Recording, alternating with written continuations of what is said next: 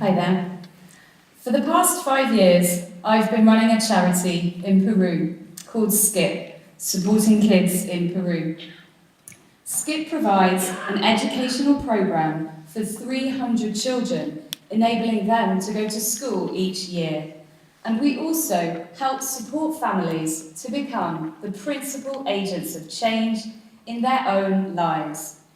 We are an amazing group of families, volunteers, and staff, all motivated behind the same idea, the belief that if we work together, we can bring about change and break the cycle of poverty for the children living in our community. When I tell people about my job over the years, I've found there's often one question everybody wants to ask: what's your motivation? Why do you do this? Sometimes I've found the answer to that question a little difficult. I think it's complicated because there isn't one simple answer.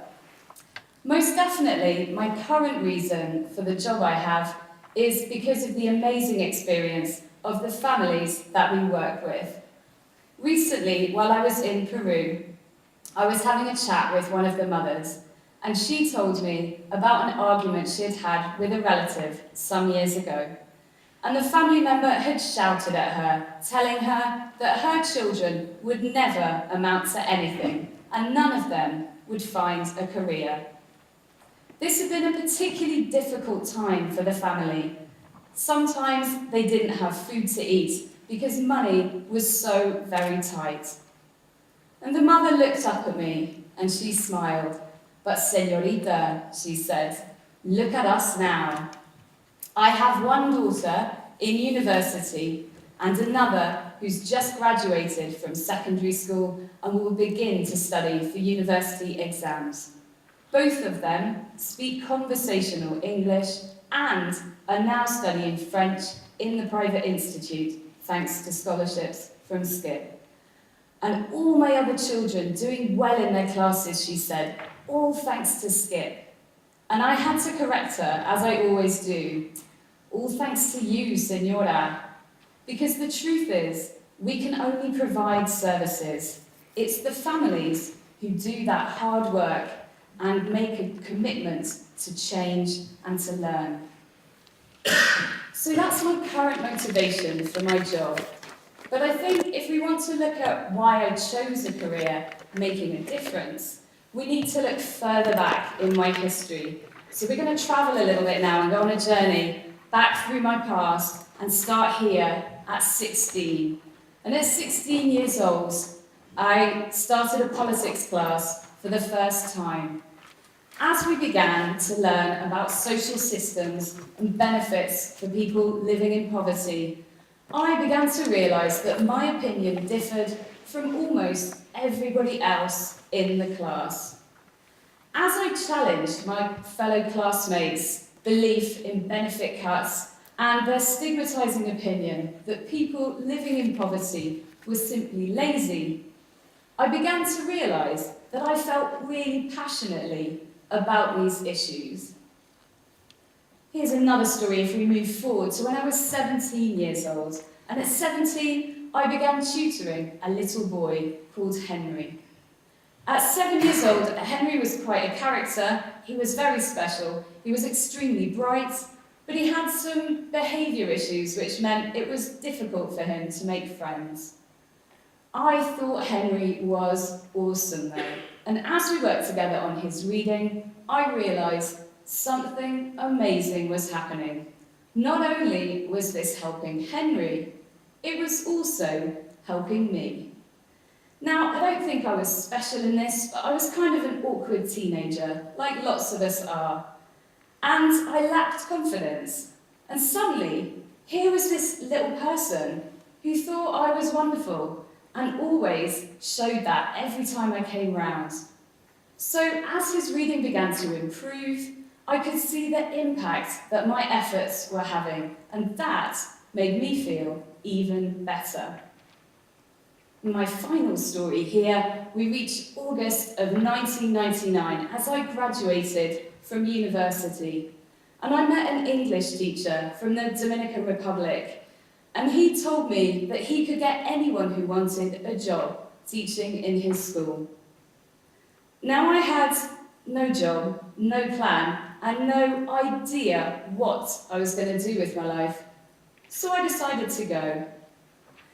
Now, I think it's fair to say I was pretty catastrophically unprepared for this trip. At that time in my life, I spoke no Spanish at all. And in fact, for the first few weeks, the only thing that I knew what to say was in the public taxi on the way home. I knew I needed to say "pica pollo" when I wanted to get out to be able to walk to my house. I assumed that "pica pollo" meant stop, or please let me out. But I noticed that on other journeys, this didn't seem to work, and the cars never stopped until I was almost hysterical.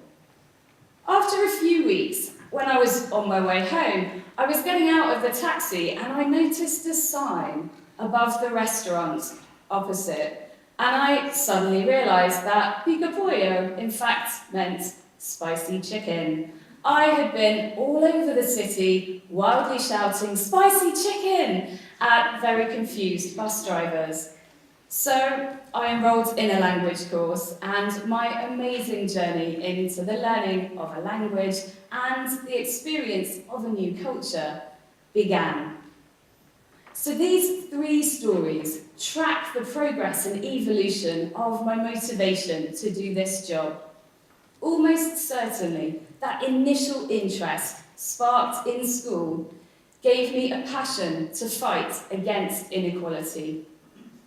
Working with children filled my soul, made me laugh, and made me realise how vulnerable they are and how much in need of our protection.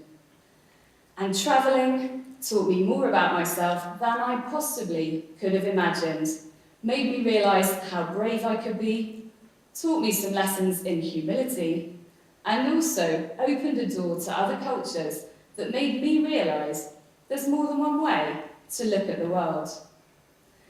So what's undeniable is that I've followed my passions. I've been bold in stepping out and saying yes to opportunity. Do stuff you love and make a difference has become a defining characteristic of the way I live my life. Do stuff you love and make a difference. How does that feel when you hear it? Does it sound realistic? Does it sound achievable? Or does it feel like a fantasy reserved for idealists and dreamers? I want you to take a moment right now and picture yourselves doing something you love. An activity, a hobby, a conversation, even if it's not something you currently do, something you once enjoyed. Got something? Okay, so as you picture that activity and remember that moment, I want you to remember how good it felt and ask yourself, how could that be turned into community engagement of some kind? If you're struggling to think of some examples, here's a few from Skip to get us started. For anyone with advanced language skills who loves practicing, how about doing some translation work? At Skip, getting all our information available on the website and in all our marketing in English and Spanish is a huge task. We have a team of translators helping us. One of those volunteers told me that she does those translations when she's working in her shoe shop and doesn't have any customers. It provides her with a way to use that time. I now need you to imagine a family, a standard British family, mother, Sue, father, Chris, and son, Rob. I don't have a photo, so we're going to imagine them. This family, the Cripps family, they are amazing fundraisers, and they have raised thousands of pounds for us over the years through hosting events like pub quizzes, hosting dinners, and concerts. Rob was even sponsored to shave his head for us. There's so many other ideas I could mention. In particular, website programming or graphic design are skills we often need. And of course, teaching is this huge umbrella which covers just about anything because you can share your skills with others.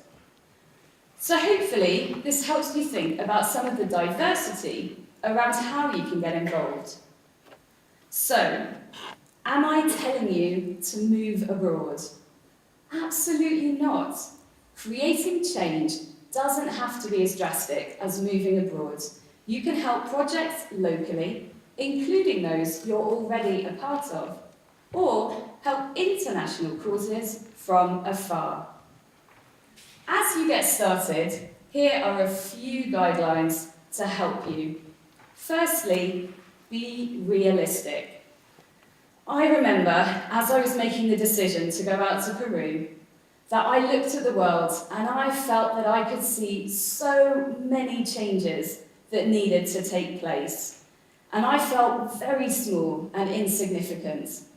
Statistics like 22,000 children die every day due to poverty felt so overwhelming. I couldn't possibly imagine what I could do in order to make that any difference. But then I broke down the challenge and I realised, although I couldn't be a part of solving global poverty on that scale, I could send 300 children to school each year.